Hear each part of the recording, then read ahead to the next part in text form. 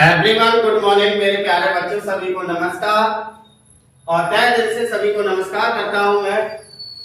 और आ जाइए, आज फिर से आपका जीनियस श्योर कैंपस क्लासेस में आपका सभी बच्चों का स्वागत है। सभी बच्चे जुड़ जाइए। आज फिर से मोस्ट इम्पोर्टेंट सेशन आपका होने वाला है क्लास 12 का भौतिक विज्ञान, जो मैं आपका ईपी बोर्ड 2026 के लिए मोस्ट इम्पोर्टेंट टॉपिक लेकर के आया हूं। तो जुड़ जाइए सभी लोग, वीडियो को शेयर करते हैं अपने मित्रों के पास, सभी वीडियो को शेयर करते हैं ताकि आपके साथ जो आपके मित्र हैं तैयारी कर रहे हैं और क्लास 12 में आपके साथ तैयारी कर रहे हैं, उन बच्चों को शेयर कर दीजिएगा वीडियो को। सभी जुड़ जाइए बच्चों, सभी आकर के जुड़ जाइए बच्चों। लाइक कर दीजिए, लाइक कर दो सभी और शेयर भी कर दो। सभी जुड़ जाइए बच्चों। तो आपके लिए मोटिवेशन है, खुद को कभी कमजोर मत समझना, खुद को कभी कमजोर मत समझना। एक दिन ये दुनिया आपकी मुट्ठी में होगी, एक दिन ये दुनिया आपकी मुट्ठी में होगी। बस मेहनत करते रहिए, बस मेहनत करते रहिए। तो ये आपके, हम कमजोर नहीं है, हमें अपने आप को कोई कमजोर नहीं समझना है। एक दिन ऐसा समय आएगा कि आपके जो चाहते हैं वो हासिल हो जाएगी, आपकी जो मंजिल है वहां तक हमें पहुंच जाते हैं। और बस मेहनत का सफर है, मेहनत करते रहिए, सफलता अवश्य आपको मिल जाएगी।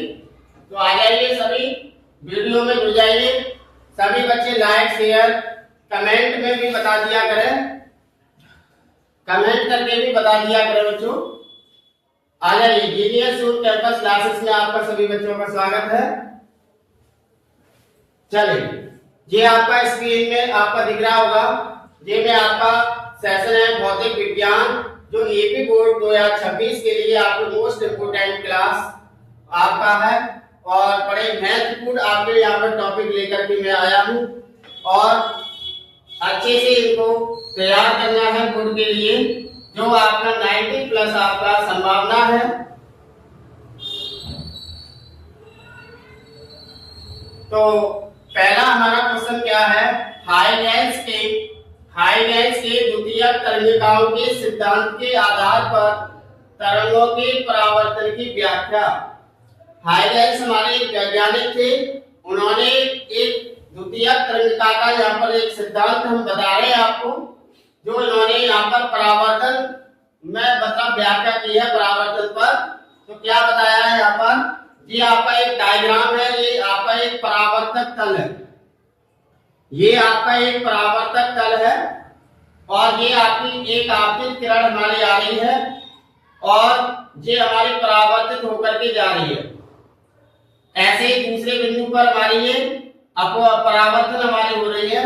तो यहाँ पर हम बताएंगे कि माना AB, जो माना है AB, ये हमारी एक आपतित तरंगाग्र है। माना AB हमारा एक आपतित तरंगाग्र है, परावर्तक पृष्ठ पर आपतित है। ये हमारा AB है, ये हमारा एक तरंगाग्र है, जो हमारा परावर्तक, ये हमारा परावर्तक पृष्ठ है, इस पर ये हमारी क्या है, आपतित है।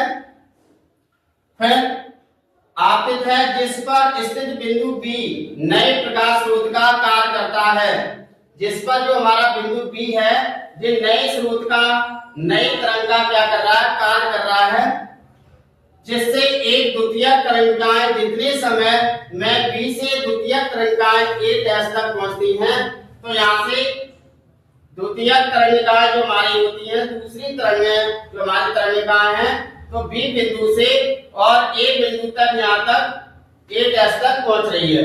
इतने समय में द्वितीयक तरंगिकाएं A' तक पहुंचती हैं, उतने समय में बिंदु A से परावर्तित किरण B' पर पहुंचती हैं, उतने ही समय में बिंदु B' से और बिंदु A तक परावर्तित किरणें हमारे A तक पहुंचती हैं। इस प्रकार एक नई तरंगाग्र A' B' परावर्तित तरंगाग्र प्राप्त होता है। इस प्रकार हमारा एक नया तरंगाग्र यहाँ पर प्रकाश हमारा आपतित होता है ए डैश और बी डैश। अरे यार इस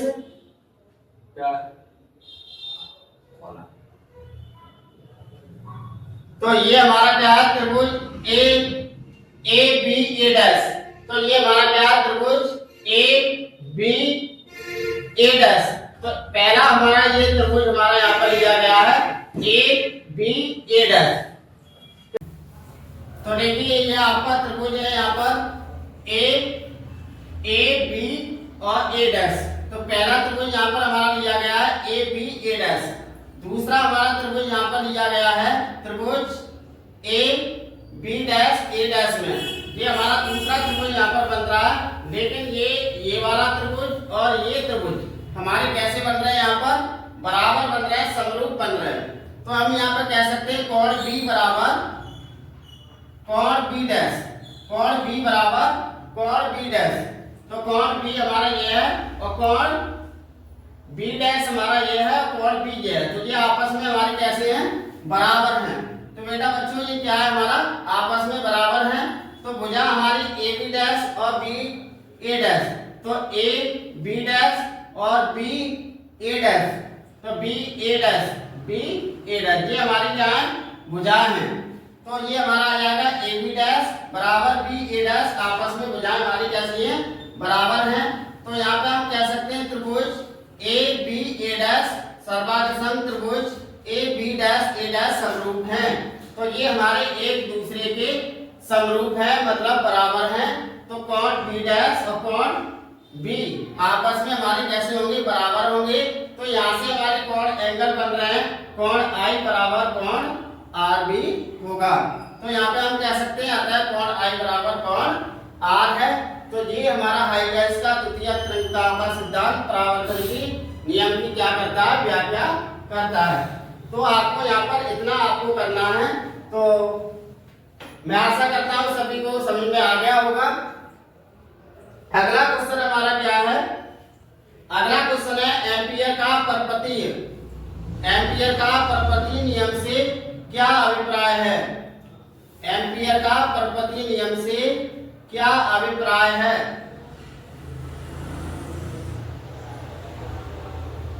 एम्पियर का परपतीय नियम से क्या अभिप्राय है समझाइए।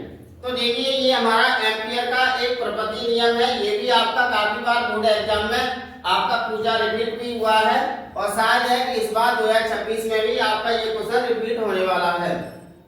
तो क्या है क्वेश्चन, तो ये कह रहा है किसी बंद परपथ के लिए कोई आपका एक बंद परपथ है इस प्रकार से जैसे मैंने आपका यहाँ पर चित्र में दिखाया गया है।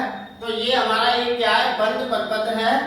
तो ये कह रहे हैं कि किसी बंद परपथ के लिए एम्पियर के परपतीय नियम के अनुसार उस बंद पृष्ठ का चुंबकीय क्षेत्र का, तो ये हमारा क्या है ये हमारा बंद परपथ है।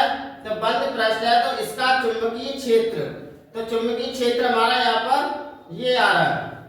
तो चुंबकीय क्षेत्र का रेखीय समाकलन, तो जो चुंबकीय क्षेत्र का रेखीय समाकलन होगा उसमें प्रवाहित धारा का μ0 गुना होता है। तो इसमें हमारी क्या है प्रवाहित धारा जा रही है तो इसे μ0 गुना हमारा होता है। तो हमारा आएगा इंटीग्रेशन मतलब समाकलन बोलते हैं इसे, समाकलन b dl इसके बराबर होता है μ0 धारा के गुना होता है। तो वही हमने डेफिनेशन में आपको बताया था कि μ0 धारा के गुना होता है। तो μ0 आई समीकरण 1 बनाएंगे बायो-सैवर्ट के नियम से। बायो-सैवर्ट का नियम क्या है dv बराबर μ0 अपॉन 4 पाई आई dl अपॉन r स्क्वायर। ये हमारा बायो-सैवर्ट का समीकरण होता है समीकरण 2। समीकरण 1 से हम क्या करेंगे b dl। अब हम क्या करेंगे यहाँ पर हमने b को बाहर ले लिया, dl हमारा रह गया समाकलन dl। और dl मतलब ये हमारी एक परिधि होती है जो हमारी ये बंद पृष्ठ है इसकी ये क्या है परिधि है, ये हमारी परिधि होती है इसकी 2 पाई r। तो परिधि हमारी आ जाएगी 2 पाई r। तो dl समाकलन dl का मान 2 पाई r यहाँ पर आ जाएगा। तो हमारा आ जाएगा b dl बराबर b इंटू 2 पाई r। आगे हम क्या करेंगे, बी डी आर का मान समीकरण 1 से म्यू 0 आई रख देंगे। तो म्यू 0 आई रखा तो बी इंटू 2 पाई आर। यहाँ से हमें चुंबकीय क्षेत्र हमें निकालना है, क्योंकि चुंबकीय क्षेत्र के गुना होता है हमारा, तो इसलिए हमें चुंबकीय क्षेत्र हमें निकालना है। तो बी बराबर 2 पाई म्यू 0 के नीचे आ गया आपका, और आई हमारा है, आई के नीचे हमारा आर आ जाएगा, तो आई अपॉन आर। तो ये हमारा सूत्र निकला, न्यूटन मीटर स्क्वायर प्रति कूलम्ब पर। अगला हमारा टॉपिक क्या है, विद्युत चुंबकीय तरंग किसे कहते हैं, इनके गुण लिखिए। जो हमारी विद्युत चुंबकीय तरंगें होती हैं, तो ये तरंगें किसे कहते हैं, इनके गुण बताने हैं आपको।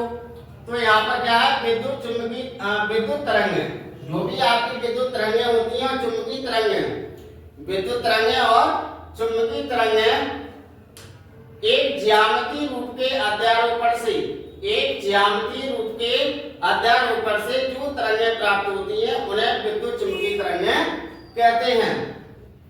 जैसे ये हमारी क्या है, ये हमारी विद्युत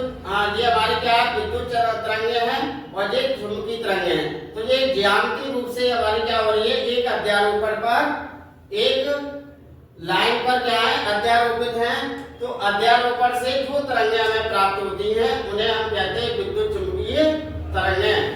इनके गुण क्या होते हैं, गुण, विद्युत चुंबकीय तरंग का वेग प्रकाश के वेग के बराबर होता है। जो हमारी विद्युत चुंबकीय तरंगें हैं, ये वाली रेड वाली, ये हमारी विद्युत चुंबकीय तरंगें हैं, और ब्लू वाली आपकी ये है चुंबकीय तरंगें। इनका वेग दोनों का कैसा होता है, बराबर होता है। अगला पॉइंट दूसरा है, विद्युत चुंबकीय तरंग त्वरित आवेशित कणों द्वारा उत्पन्न होती हैं। विद्युत जो चुंबकीय तरंगें होती हैं, तो विद्युत चुंबकीय तरंगें रेड वाली है, तो ये एक आवेश के कणों के द्वारा ये हमारी क्या होती है, उत्पन्न होती हैं। इन तरंगों की प्रकृति अनुप्रस्थित होती है। इन तरंगों की जो प्रकृति होती है वो अनुप्रस्थ प्रकृति कहलाएगी। इन तरंगों में कोई आवेश नहीं होता है। इन दो ये आपकी वैद्युत चुंबकीय तरंग है, और चुंबकीय तरंग में कोई आवेश आपका नहीं होता है। इस तरीके से ये आपका डायग्राम यहाँ पर बनाया गया है, चित्र से आपको समझा दिया। अगला टॉपिक हमारा क्या आ रहा है, नाभिकीय संलयन क्या है, उदाहरण सहित समझाइए। तो नाभिकीय संलयन हमारा क्या होता है, जब दो या दो से अधिक हल्के नाभिक, जब दो या दो से हल्के नाभिक को ले लिया जाए, तो एक भारी नाभिक का क्या करते हैं, निर्माण करते हैं। जैसे ये हमने दो या दो से अधिक हमने हल्के नाभिक लिए, दो से भी अधिक ले सकते हैं। तो दोनों को हमने यहाँ पर दो आवेश लिए हल्के नाभिक, इन दोनों को क्या कर दिया, एक बड़ा नाभिक का निर्माण करते हैं। ये दोनों आवेश मिलकर के एक बड़े नाभिक का निर्माण करते हैं। इस प्रक्रिया को नाभिकीय संलयन कहते हैं। तो 1s2 प्लस 1s2 हमारा आ जाएगा, क्रिया कर रहे हैं हम 1s3 1h1 प्लस ऊर्जा हमारी प्राप्त होगी। ऐसे ही 1s3 प्लस 1s2 इधर हमारे 2h हीलियम में चली जाएगी, 0n1 प्रोटॉन, और ये आपकी ऊर्जा आ जाएगी। इस प्रकार से ये आपके आज मैंने आपको चारों क्वेश्चन आपके सेशन में मैंने कराए हैं, तो अच्छे से इन्हें आप तैयार कर लेना, क्योंकि ये बोर्ड परीक्षा में आपके पूछने वाले क्वेश्चन हैं जो रिपीटेड होते रहते हैं। इस साल नहीं तो अगले साल, अगले साल नहीं तो उससे अगले साल आपके ये क्वेश्चन रिपीट होते ही रहते हैं। तो ये आप तैयार कर लेना, और वीडियो को लाइक शेयर जरूर कर दिया करो, ताकि मुझे भी मोटिवेशन मिले और मैं आपके लिए अच्छी से अच्छी और बेहतरीन वीडियो बना सकूं। Thank you.